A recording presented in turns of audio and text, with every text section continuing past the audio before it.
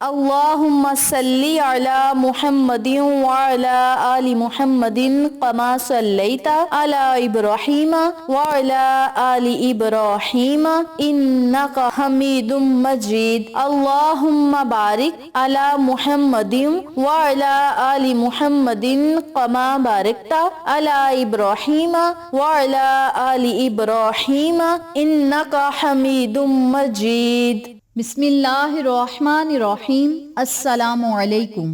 الصلاۃ والسلام علیک یا رسول اللہ وعلی آلک و صحابک یا حبیب اللہ. میری پیاری اسلامی بہنوں اور اسلامی بھائیوں، آج میں آپ کی خدمت میں ایک ایسا عمل لے کر حاضر ہوئی ہوں، ایک ایسا وظیفہ لے کر حاضر ہوئی ہوں جس کی برکت سے انشاءاللہ بفضل خدا آپ کا مقدر اور نصیب ضرور بدلے گا. رب کریم آپ کے تقدیر کے لکھے کو مٹا دے گا. آپ جو مانگیں گے انشاءاللہ وہی آپ کے مقدر میں رب کریم لکھے گا. اور یاد رکھیں، جب آپ اس عمل کو، اس وظیفے کو، آج کی اس تسبیح کو پڑھ کے اپنے مالک حقیقی سے دعائیں کرتے جائیں گے تو اللہ کریم آپ کو نفع عطا فرمائے گا، یعنی آپ کی دعاؤں کو قبول فرمائے گا. اور جتنے یقین کامل کے ساتھ آپ اللہ سے دعائیں کریں گے، اتنی ہی لگن کے ساتھ اور اتنی ہی جلدی رب کریم آپ کی دعاؤں کو قبول فرمائے گا. یاد رکھیں، مومن کی دعا کی قبولیت میں تاخیر ضرور ہوتی ہے.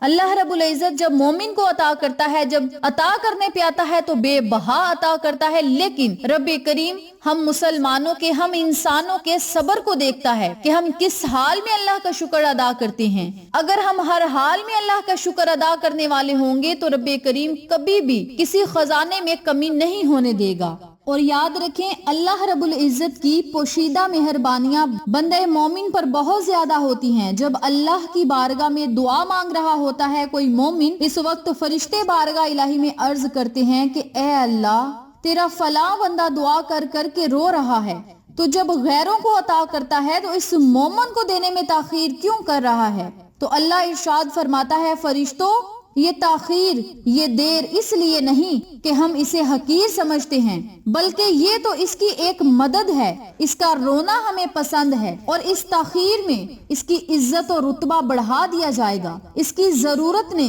اسے ہماری طرف متوجہ کیا اور مجھ سے مانگ رہا ہے. اگر اس کی ضرورت جلد قبول کر لی تو یہ بندہ ضرورت پوری ہوتے ہی ہم سے رخصت ہو جائے گا اور کھیل کود اور دنیا میں لگ جائے گا. وہ ابھی دل سے ہمیں پکار رہا ہے. اس کی آواز اور اس کا یا خدا، یا اللہ، یا میرے مالک کہنا مجھے بڑا پسند ہے. مومن کی خوبیوں کی وجہ سے یہ دنیا اس کے لیے قید خانہ ہے، اور کافروں کی برائیوں کی وجہ سے یہ دنیا ان کے لیے جنت اور باغ ہے جس میں وہ کھیلے، چرتے، کھاتے پیتے ہیں.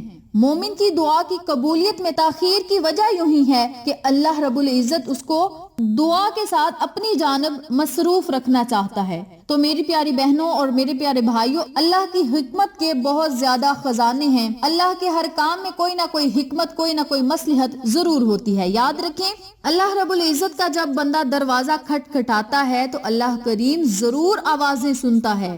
میراث والے ایک شخص نے آہو بقا سے اللہ کا دروازہ کھٹکھٹایا تو غیب کی آواز دینے والا فرشتہ جو ہے، اس نے غیبی طریقے سے آواز دی کہ تجھے خزانہ مصر میں ملے گا، اور اسے خزانے کی جگہ کا بھی پتہ بتا دیا. وہ شخص مصر میں پہنچا تو رات کے وقت آوارہ گردی میں گرفتار کر لیا گیا.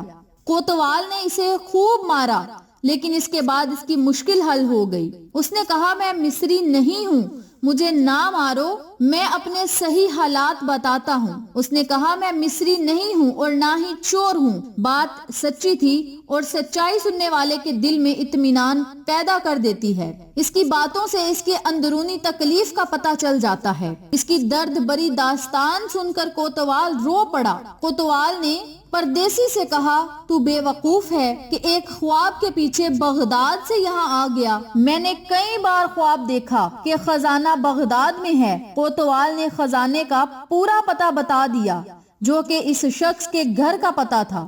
وہ دروغہ جس کے تخت کئی تھانے ہوتے ہیں. کوتوال نے کہا کہ میں نے یہ خواب بار بار دیکھا ہے، لیکن میں بغداد نہیں گیا. تیری یہ بے وقوفی ہے کہ خواب پر اتنی دور چلا آیا، ناقص عقل کے خواب میں قابل بھروسہ نہیں ہوتے۔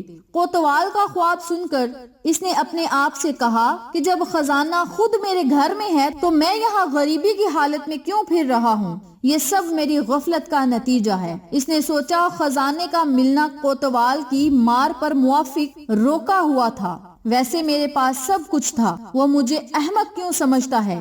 کوتوال کی بات سننے کے بعد وہ بغداد کی جانب روانہ ہو گیا۔ وہ رستے بھر حیران رہا کہ اللہ نے کہاں کا امیدوار بنایا اور کہاں عطا فرمایا۔ اس میں کیا حکمت تھی کہ مجھے وطن سے بے وطن کیا اور اتنی مشقت میں ڈالا اور پھر خزانے کا پتہ بتا دیا۔ میری اس گمراہی کو محنت و مشقت کرا کر کامیابی کا ذریعہ بنا دیا۔ مصر میں کوتوال کے ہاتھوں پٹوایا اور اسی کوتوال کو خزانے کا وسیلہ بنا دیا۔ چنانچہ خزانہ غمان کے خلاف حاصل ہوا تو اس سے انسان کا خدا پر بھروسہ بڑھتا ہے اور اسباب کو مستقل نہیں سمجھتا۔